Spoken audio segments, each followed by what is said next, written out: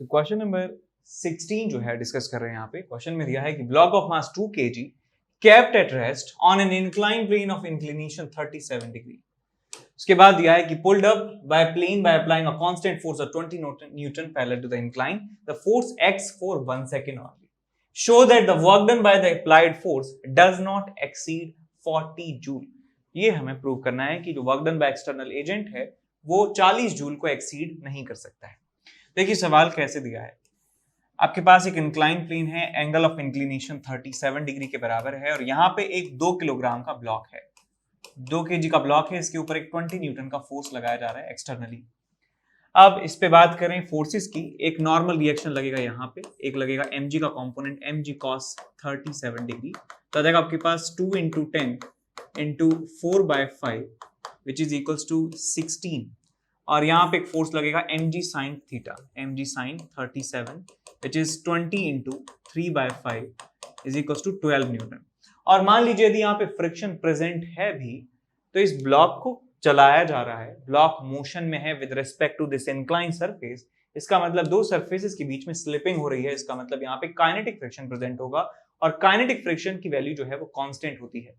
तो kinetic friction इस block के ऊपर लग रहा होगा, इसकी वैल्यू होगी म्यू इंटू एन के बराबर विच इज म्यू इंटू 16 के बराबर। अब मैं कहूं कि इस ब्लॉक का एक्सेलरेशन की बात करें, एक्सक्यूज मी, तो इस ब्लॉक का जो एक्सेलरेशन है वो कितना हो जाएगा, a is equals to net force कितना है इसके ऊपर 20 minus 12 minus 16 mu divided by mass कितना है 2, तो आपको मिल जाएगा 4 माइनस 8 म्यू के बराबर इसका एक्सेलरेशन। अब इस एक्सेलरेशन से मैं ये कह सकता हूं कि एक सेकंड में, क्योंकि फोर्स एक सेकंड तक लग रहा है, फोर्स सिर्फ एक सेकंड तक लग रहा है, तो एक सेकंड में कितना डिस्प्लेसमेंट ट्रेवल करेगा ये हम कैलकुलेट कर सकते हैं। तो मैं यहाँ पे लिख सकता हूँ s is equals to initial velocity 0 plus half into acceleration कितना है 4 माइनस 8 म्यू इंटू टाइम का स्क्वायर t स्क्वायर, तो आपको मिल जाएगा 2 माइनस 4 म्यू के बराबर s, डिस्प्लेसमेंट 2 माइनस 4 म्यू। ठीक, तो यहाँ पे हम वर्क डन लिख सकते हैं, work done by external force is equals to मिल जाएगा 20 इंटू 2 माइनस 4 म्यू। अब देखिए इस वर्क को हमें मैक्सिमम वैल्यू निकालनी है कि इसकी वैल्यू 40 से ज्यादा नहीं हो सकती है, यानी कि मैक्सिमम वैल्यू हम निकालना चाह रहे हैं। तो मैक्सिमम वैल्यू कब होगी, जब क्या बोलते हैं आपका ये जो क्वांटिटी है जो इसमें से माइनस हो रही है वो सबसे कम हो जाए, और सबसे कम कब हो सकती है, जब म्यू की वैल्यू 0 हो जाए। तो म्यू की वैल्यू जब 0 हो जाएगी सो वर्क डन हमें मैक्सिमम मिलेगा। वर्क डन मैक्सिमम क्यों मिलेगा, क्योंकि जब एक्सेलरेशन बढ़ जाएगा इस डायरेक्शन में, इस डायरेक्शन में नेट फोर्स बढ़ जाएगा और एक्सेलरेशन बढ़ गया तो एक सेकंड में ज्यादा डिस्टेंस ट्रेवल करेगा, और ज्यादा डिस्टेंस ट्रेवल करेगा तो ज्यादा वर्क डन होगा। सो मैक्सिमम वर्क डन जो कितना होगा 20 into 2 minus 0 is equals to 40 joule. तो ये यहाँ पे हमने प्रूव कर दिया है कि यदि सरफेस स्मूथ होगा तो मैक्सिमम वर्क डन हमें मिलने वाला है उस एक्सटर्नल एजेंट के द्वारा। अब बात करते हैं इसके अगले पार्ट की, find the work done by the force of gravity in the second in that 1 second if the work done by the applied force is 40 joule. यदि 40 जूल के बराबर एक्सटर्नल एजेंट का वर्क है, बी पार्ट की बात कर रहे हैं, इसका मतलब म्यू की वैल्यू 0 है। म्यू की वैल्यू 0 है तो इसका मतलब एक्सेलरेशन कितना आ जाएगा, एक्सेलरेशन देखिए कितना आ जाएगा यहाँ पे 4 माइनस 8 इंटू 0, तो आपको मिल जाएगा 4 मीटर पर सेकेंड स्क्वायर। तो आपको डिस्प्लेसमेंट एक सेकंड में मिल जाएगा half into a into T square, तो आपको मिल जाएगा 2 मीटर के बराबर। तो आप यहाँ से बता सकते हैं कि ग्रेविटेशनल फोर्स का वर्क डन कितना होगा।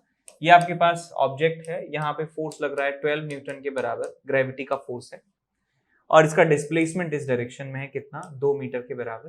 तो आप यहाँ पे कह सकते हैं कि जो work done by gravitational force है that is equals to 12 into 2 into cos 180 degree, आपको मिल जाएगा माइनस ऑफ 24 जूल के बराबर work done by gravity. C part की बात करें, find the kinetic energy of the block at the instant when the force ceases to act. Instant when force ceases to act, यानी कि उस समय आपको बतानी है काइनेटिक एनर्जी कितनी होगी जब फोर्स जो है लगना बंद हो जाते हैं, यानी कि एक सेकंड के बाद जब एक्सटर्नल फोर्स लगना बंद हो जाता है तो आपको काइनेटिक एनर्जी की वैल्यू बतानी है। तो मैं यहाँ पे क्या कर सकता हूं, मैं इनिशियल जो इंस्टेंट था और फाइनल जो इंस्टेंट था इसके बीच में लगा सकता हूं क्या, conservation of work energy theorem लगा सकता हूं यहां से यहां के बीच में। सो यहां लिखूंगा मैं applying work energy theorem, work energy theorem मैं लिख सकता हूं work done by external agent plus work done by gravitational force is equal to change in kinetic energy. तो इस एक्सटर्नल एजेंट का वर्क डन कितना आया था 40 जूल के बराबर। मान रहे हैं कि स्मूथ है, बी पार्ट का ये डेरिवेटिव है जो है सी पार्ट है। 40 जूल जो है वर्क डन है ग्रेविटेशनल फोर्स एक्सटर्नल फोर्स का, और ग्रेविटेशनल फोर्स का वर्क डन कितना आया था हमारे पास, ये वर्क डन हमारे पास आया था -24 जूल के बराबर। So -24 is equal to final kinetic energy के फाइनल माइनस इनिशियल, तो रेस्ट से स्टार्ट करता है, तो आपको फाइनल काइनेटिक एनर्जी मिल जाएगी जब फोर्स यहाँ पे लगना बंद हो जाएगा। That is 40 -24 is equal to 16 joule. 16 joule के बराबर काइनेटिक एनर्जी उस समय वहां पे प्रेजेंट होने वाली है। तो ये सवाल हो गया हमारा, तीनों पार्ट हो गए।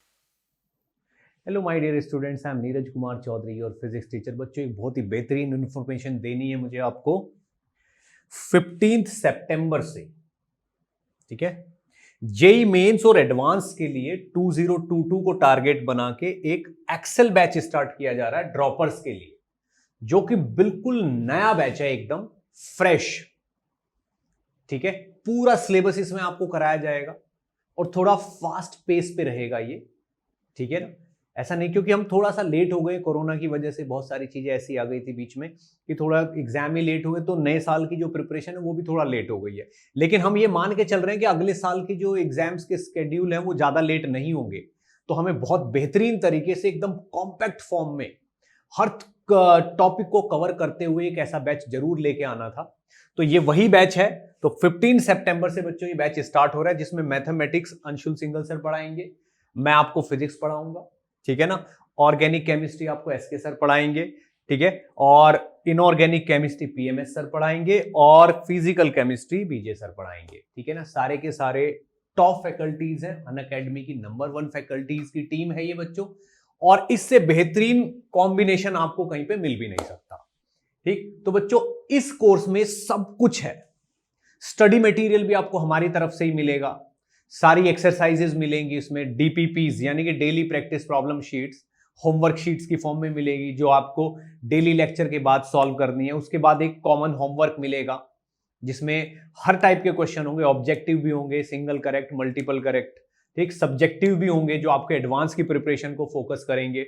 और बच्चों इस बैच में हम बिल्कुल 0 लेवल से स्टार्ट करके IIT JEE एडवांस के लेवल तक जाएंगे, ठीक है ना। ऐसा बिल्कुल, और कोई भी प्रीरिक्विजिट नहीं है। अगर आपको बहुत कम नॉलेज है, आपने अच्छे से नहीं पढ़ाई कर रखी, तो भी आप इस बैच पे ट्रस्ट कर सकते हो, इससे स्टार्टिंग अपनी कर सकते हो, ठीक है बच्चों।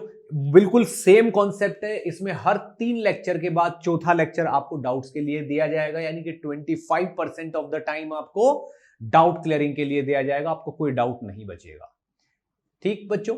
तो आई होप बच्चों ये कोर्स आपके लिए बहुत ही बेहतरीन प्रूव होगा, ठीक है ना। हम पूरी मेहनत करेंगे, बिल्कुल well design well frame course है ये।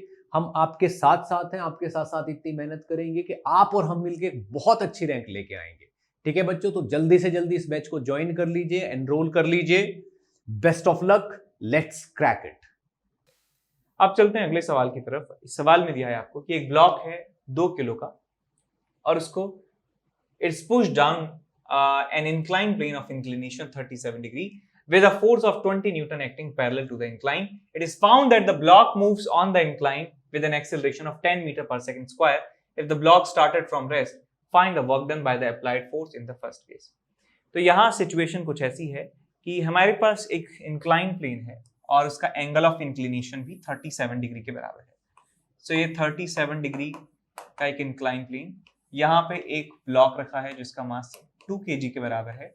इस पे फोर्स लगाया जाता है 20 न्यूटन के बराबर, इस तरीके से 20 न्यूटन इस तरह से लगाया फोर्स, और इसका एक्सेलरेशन पाया जाता है 10 मीटर पर सेकंड स्क्वायर के बराबर। इसका एक्सेलरेशन है 10 मीटर पर सेकंड स्क्वायर। तो इस पे बाकी सारे फोर्सेस भी आपको देखने होंगे, because net force is equal to mass into acceleration होता है, सारे फोर्सेस का summation is equal to mass into acceleration होता है। तो इस पे फोर्सेस देखिए लगाना स्टार्ट करते हैं।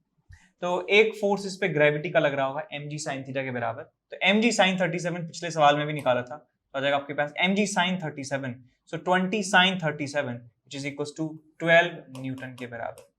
सो इट्स 12 न्यूटन फोर्स इस डायरेक्शन में लग रहा है, और इस डायरेक्शन में फोर्स लग रहा होगा क्योंकि ये काइनेटिक फ्रिक्शन है, ऑब्जेक्ट मूव कर रहा है, तो एक constant value of kinetic friction mu into N के बराबर लग रही होगी, so it is 16 into mu. अब इन सारे फोर्सेस का सम यदि करते हैं, so 20 plus 12 minus 16 mu force divided by mass is equals to acceleration 10. So it's 20 plus 12 minus 16 mu is equals to 20. 20 से 20 गया तो आपको मिल जाता है mu is equals to 12 by 16. So 4 तिया 12, 4 चौका 16, 0.75 की वैल्यू आपको मिल जाती है, mu की value 0.75, mu is equals to 0.75. तो हमें काइनेटिक फ्रिक्शन का जो है मिल चुका है वैल्यू। अब इसमें बात कर रहे हैं कि applied force in first second, external force जो है उसका वर्क आपको बताना है 1 सेकंड में कितना होगा। तो देखिए बेटा, ये 10 मीटर पर सेकंड से जा रहा है, तो 1 सेकंड में कितना मूव कर जाएगा, s मान लेता हूं, s की वैल्यू आ जाएगी आपके पास half into net acceleration is 10 into time का स्क्वायर 1 का square which is equals to 5 metre. So 5 metre is the displacement along this incline plane, तो और एक्सटर्नल एजेंट का वर्क डन आपको मिल जाएगा 20 into 5 is equals to 100 joule. 100 joule आपको answer मिल जाएगा। इसके बाद बी पार्ट के पास चलें।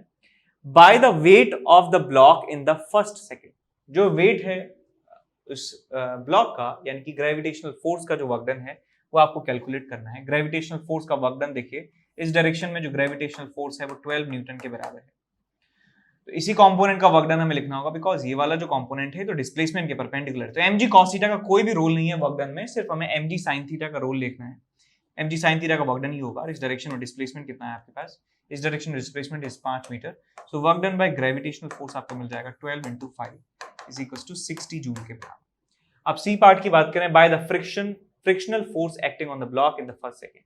फ्रिक्शनल फोर्स देखिए, सी पार्ट की बात करें, जो फ्रिक्शनल फोर्स है वो कितना लग रहा है यहाँ पे, 16 into mu, 16 into mu, 16 into mu, mu की वैल्यू 3/4, सो 12 न्यूटन के बराबर आपके पास फोर्स है फ्रिक्शन का। और इस ब्लॉक का जो डिस्प्लेसमेंट है इस डायरेक्शन में है 5 मीटर के बराबर। So displacement is constant force इस डायरेक्शन में, ऑपोजिट डायरेक्शन में, तो आपको वर्क डन बाय फ्रिक्शन मिल जाएगा -5 into 12 is equals to -60 joule. So -60 joule work कर रहा है frictional force, plus 60 joule work कर रहा है आपका ग्रेविटेशनल फोर्स, और जो आपका एक्सटर्नल फोर्स जो है वो कितना कर रहा है, 100 जूल के बराबर वर्क कर रहा है। ठीक है, अब चलते हैं अगले सवाल की तरफ।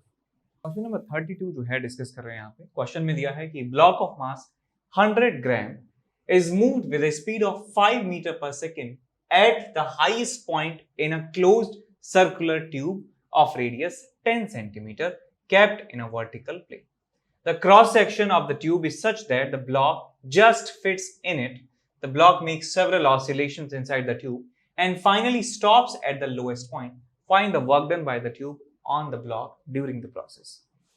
तो यहां सिचुएशन देखिए कुछ ऐसी है कि एक वर्टिकल ट्यूब है, एक वर्टिकल ट्यूब है, और वर्टिकल ट्यूब का जो थिकनेस है, कह सकते हैं कि जो इसके बीच में गैप है वो सिर्फ इतना है कि जिसमें एक ब्लॉक जो है समा सकता है, फिट हो सकता है। इट कुड बेयरली फिट, ये ऐसे फिट हो जाता है जबरदस्ती, और यहां पे इसको स्पीड दी जाती है 5 मीटर पर सेकेंड के बराबर। इसका मास जो है वो 100 ग्राम के बराबर है, 0.1 kg के बराबर है।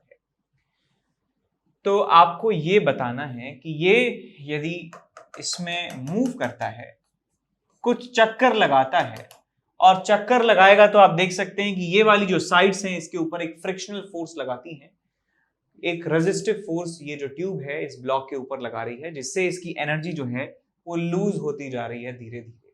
तो ये कुछ ऑसिलेशंस करता है ब्लॉक, और फाइनली कुछ ऑसिलेशंस करने के बाद, मुझे नहीं पता कितने नंबर ऑफ ऑसिलेशन करता है, वो यहां पे आके रुक जाता है। यहां पे आके इसकी वेलोसिटी 0 हो जाती है। तो यहां पे आप देख सकते हैं कि इनिशियल पोजीशन जो है इसकी ये है, और फाइनल पोजीशन जो है इसकी ये है। तो मैं इनिशियल और फाइनल पोजीशन के बीच में वर्क एनर्जी थ्योरम का इस्तेमाल कर सकता हूं।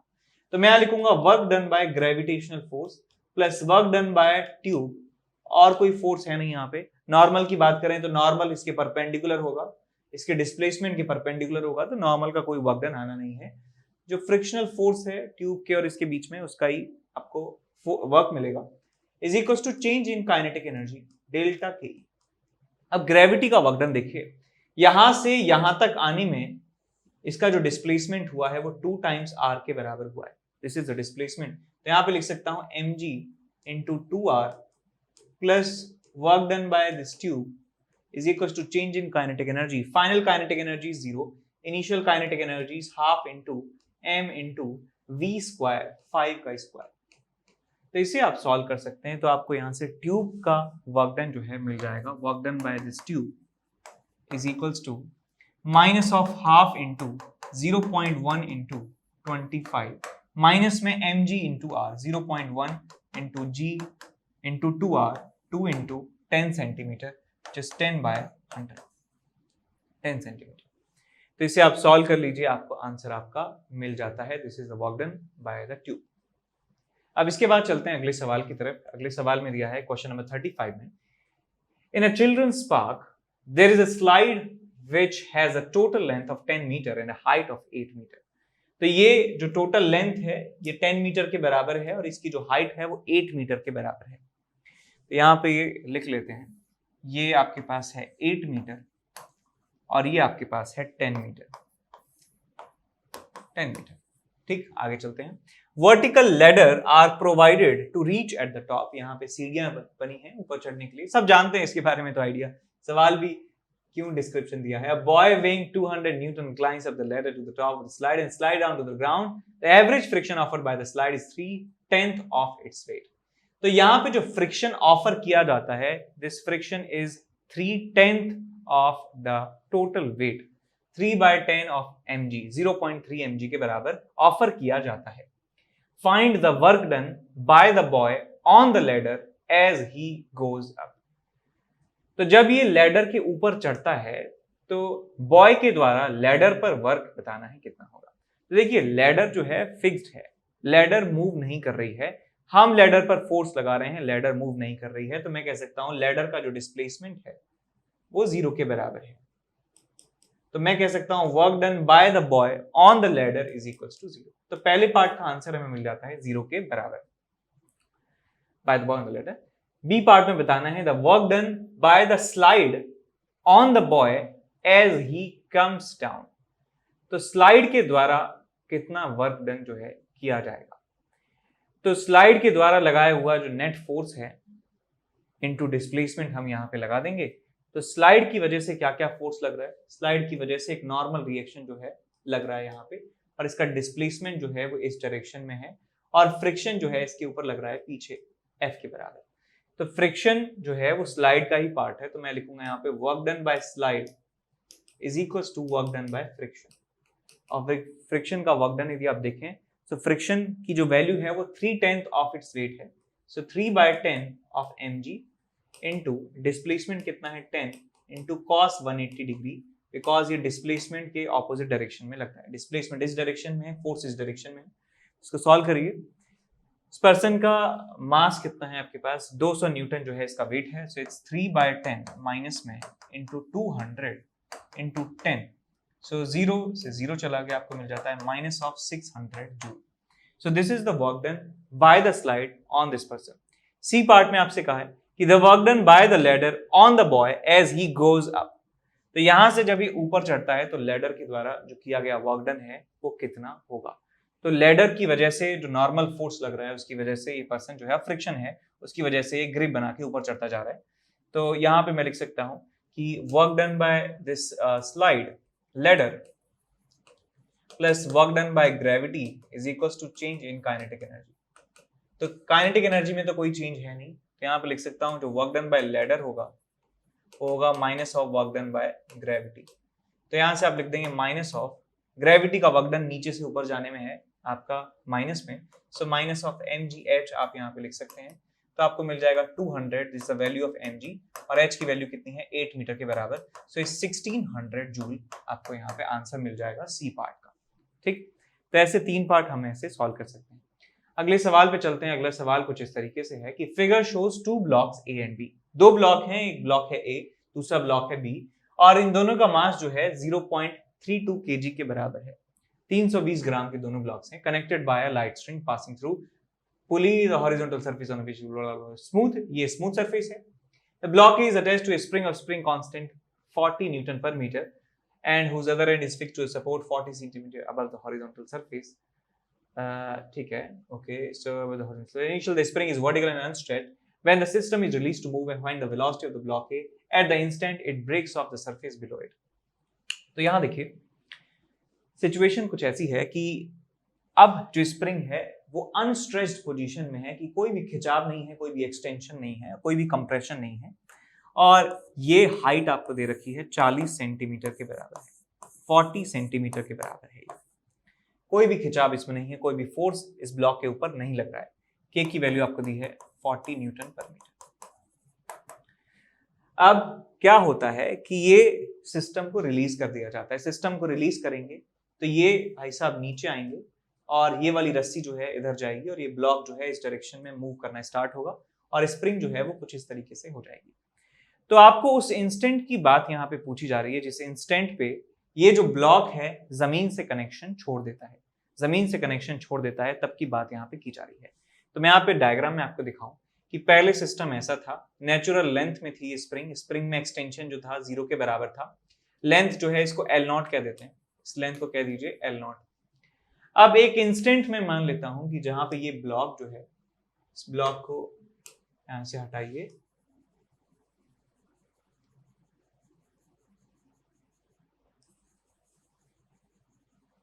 ठीक. तो अब सिचुएशन क्या है कि ये जो ब्लॉक है ये यहां आ चुका है, पहला वाला ब्लॉक, और दूसरा वाला जो ब्लॉक है वो नीचे आ चुका है. दूसरा वाला ब्लॉक नीचे आ चुका है और स्प्रिंग जो है वो इस तरीके से खिंच चुकी है. स्प्रिंग जो है ऐसे खिंच चुकी है. ठीक है, पहले सिचुएशन ये थी. अब सिचुएशन ये है कि स्प्रिंग पहले L0 लेंथ के बराबर थी और अब मैं कह सकता हूं कि ये L0 था और ये हो चुका है L0 प्लस x के बराबर. ये L0 प्लस x हो चुका है. इसका मतलब क्या है बेटा कि नेचुरल लेंथ से लेंथ कितनी बढ़ चुकी है, x के बराबर, यानी कि स्प्रिंग में एक्सटेंशन x है. स्प्रिंग की वजह से जो फोर्स इस ब्लॉक पर लगेगा कितना लगेगा, k इंटू x के बराबर. k इंटू एक्स के बराबर फोर्स इस ब्लॉक के ऊपर लग रहा होगा. अब मैं क्या करूंगा, मैं यहाँ पे मान लेता हूं कि ये जो एंगल है ये थीटा के बराबर है. तो इस kx के दो कंपोनेंट करें तो एक कंपोनेंट आएगा kx cos थीटा और एक कंपोनेंट आएगा kx sin theta, sin theta. और इस ब्लॉक के ऊपर एक ग्रेविटेशनल फोर्स लग रहा होगा नीचे mg के बराबर, एक नॉर्मल लग रहा होगा n के बराबर. तो मैं यहाँ पे वो सिचुएशन जो है रेप्लिकेट करना चाहता हूँ जो क्वेश्चन में दी है कि कांटेक्ट जो है इसका ब्रेक हो चुका है. कांटेक्ट ब्रेक हो चुका है इसका मतलब नॉर्मल रिएक्शन 0 हो चुका है. नॉर्मल रिएक्शन 0 हो चुका है तो इस डायरेक्शन में आप लिखिए kx sin थीटा. जिस इंस्टेंट पे नॉर्मल जस्ट 0 हुआ है तो वहां पे कह सकता हूं kx sin थीटा की जो वैल्यू है वो mg के बराबर रही होगी. तो यहां से आपको sin थीटा की वैल्यू मिल जाती है which is equals to mg upon kx के बराबर. अब mg की वैल्यू यदि पुट करें यहाँ पे तो 0.32 kg into 10 divided by k की वैल्यू है 40 और इंटू x. ऐसे ही रहने दो इसको, mg अपॉन kx. अब ये देखिए बेटा इस ट्राइंगल में यदि आप बात करें, इस ट्राइंगल को मैं दोबारा बना देता हूं. ट्राइंगल कुछ ऐसा है, ये L0 प्लस x है, ये L0 है और यहाँ पे ये एंगल थीटा है और साइन थीटा की वैल्यू हम यहाँ से निकाल सकते हैं. साइन थीटा कितना आ जाएगा आपके पास, L0 upon L0 plus x. तो ये वैल्यू जो है और ये वैल्यू जो है इसको आपस में इक्वेट आप कर सकते हैं और वहां से x की वैल्यू निकाली जा सकती है. तो आप इसे बराबर करिए, 3.2 divided by 40 into X is equals to L0 कितना है 40 centimetre, 0.4 divided by 0.4 plus x. तो यहाँ पे मल्टीप्लाई करना स्टार्ट कीजिए तो आपको देखिए क्या मिलता है, 64 128 1.28 plus 3.2 into X is equals to 16 into X. 16x इसको इधर ले जाएंगे तो आपको मिल जाएगा 1.28 डिवाइडेड बाय 16 माइनस 3.2 तो ये बनेगा आपके पास 12.8. ये आपको x की वैल्यू मिल जाती है. तो यहाँ से आपको क्या मिल जाएगा 128 बाय 128 और नीचे आपको 10 मिल जाएगा 0.1 मीटर. यानी x की वैल्यू आपको मिल जाती है 10 सेंटीमीटर के बराबर. 10 सेंटीमीटर के बराबर आपको x की वैल्यू मिल जाती है. अच्छा, ये सब चीजें हमें पता चल चुकी हैं. अब हमें ये डिस्टेंस पता है कितना है 0.4. ये कितना है यहां से लेके यहां तक 0.4 प्लस x 0.5. ये वाली कितनी है 0.5. तो ये वाली डिस्टेंस बता सकते हैं कितनी होगी 0.3 के बराबर. यानी कि ब्लॉक यहां से लेके यहां तक 0.3 मीटर चला होगा, तब जाके उसने अपना कांटेक्ट जो है लूज किया है। तो अब हमें निकालना क्या है, एक बार दोबारा देख लेते हैं। हमें निकालना यह है कि वेलोसिटी ऑफ ब्लॉक ए जब वो अपना कांटेक्ट लूज करता है। तो अब हमें क्या करना है बेटा, इस इंस्टेंट पे वेलोसिटी निकालनी है इस ब्लॉक की। तो हम क्या करेंगे, वर्क एनर्जी थ्योरम इस्तेमाल करने वाले हैं। इस डायग्राम को मैं दोबारा बना देता हूं। डायग्राम कुछ ऐसे है कि आपका जो पहला ब्लॉक था वो ऐसे था, स्प्रिंग अनस्ट्रेच्ड कंडीशन में थी, अनस्ट्रेच्ड कंडीशन में थी, और आपका एक दूसरा ब्लॉक जो था वो यहां पे रखा था। अब क्या होता है कि आपका ये जो स्प्रिंग है स्ट्रेच हो जाती है कुछ इस तरीके से, स्ट्रेच हो जाती है। ये जो ब्लॉक है यहां पहुंच जाता है, और यहां से जो पुली से कनेक्टेड ब्लॉक है देखिए कितना मूव कर गया। ये वाली डिस्टेंस है 0.3 मीटर, यानी ये ब्लॉक 0.3 मीटर इधर आया, तो मैं कह सकता हूं ये वाली रस्सी भी 0.3 मीटर नीचे आई है। तो ये वाला जो ब्लॉक है जो हवा में तैर रहा है, this also goes down with 0.3 metre distance, और इसमें एक्सटेंशन जो है कितना आ गया बेटा, 0.1 मीटर के बराबर एक्स्ट्रा जो है लेंथ इसकी बढ़ गई है। तो हम यहां से लेके यहां तक जो है वर्क एनर्जी थ्योरम इस्तेमाल करेंगे। तो यहाँ पे मैं लिखूंगा work done bye spring force, या आप कंजर्वेशन ऑफ मैकेनिकल एनर्जी भी लगा सकते हैं, बिकॉज सारे फोर्सेज जो हैं वो इंटरनल कंजर्वेटिव फोर्स हैं, सारे इंटरनल फोर्स कंजर्वेटिव नेचर के हैं। तो मैं लगाऊंगा यहाँ पे K initial plus U initial is equal to K final plus U final. तो इनिशियल काइनेटिक एनर्जी 0, पूरा सिस्टम जो है रेस्ट पे था, प्लस इनिशियल पोटेंशियल एनर्जी की बात करते हैं। तो ये स्प्रिंग में कोई भी एक्सटेंशन नहीं था, तो हाफ इंटू K इंटू 0 का square, plus gravitational potential energy की बात करें तो मैं इसको मान लेता हूं कि ये हमारा रेफरेंस है, और इस रेफरेंस है तो इसकी पोटेंशियल एनर्जी लिख सकते हैं ना, इसकी पोटेंशियल एनर्जी जरूरत नहीं है, इसकी पोटेंशियल एनर्जी 0 के बराबर मान लेते हैं, ठीक है, बिकॉज ये ऑलरेडी यहाँ पे है। तो फाइनल इनिशियल जो इसका जो मान लीजिए इसको H0 भी मान लेते हैं ना, तो ये वाला जो टर्म है इसका पोटेंशियल एनर्जी mgh0, और बाद में भी ये mgh0 ही आएगा, तो दोनों टर्म लेफ्ट हैंड साइड और राइट हैंड साइड से कैंसिल आउट हो जाएंगे, तो मैं इसकी पोटेंशियल एनर्जी नहीं लिखा। Is equals to final kinetic energy is half into m into V square plus half into m into V square, because ये दोनों ब्लॉक जो है सेम स्पीड से चल रहे होंगे, कंस्ट्रेंट है, और plus half into k into x का स्क्वायर 0.1 का स्क्वायर। अब यहाँ पे ग्रेविटेशनल पोटेंशियल एनर्जी आपको लिखनी होगी, ये जो ब्लॉक है 0.3 मीटर नीचे आ चुका है, so minus of m into G into 0.3 आपको यहाँ पे लिखना होगा। सारी वैल्यूज जो है यहाँ पे पुट करने जा रहा हूँ। तो ये लेफ्ट हैंड साइड 0 है, माइनस वाली चीज को इधर लेके आएंगे, तो आपको मिलेगा ये 0.32 into 10 into 0.3 is equals to half mv square, half mv square is mv square, so it's 0.32 into speed का square v square plus half into 40 into 0.1 का square यानी कि 1/100 आप यहाँ पे लिख दीजिए। तो ये बेटा कितना आ जाएगा, 0 से 0 चला गया, 2 से चला गया 2, और 2 से चला गया 5 बार, तो आपको मिल जाएगा ये, इसको सॉल्व कर लेंगे आपको ये आपको मिल जाएगा 0.32 इंटू 3 एंड माइनस में आपको मिल जाएगा 0.2 is equal to 0.32 v square के बराबर। तो इसे सॉल्व कर लेंगे, 3 दूनी 6, 3 तिया 9, और ये आपको मिल जाएगा 0.96 एंड 0.20, और ये आपको मिल जाता है 67 डिवाइडेड बाय 0.32 का अंडर रूट।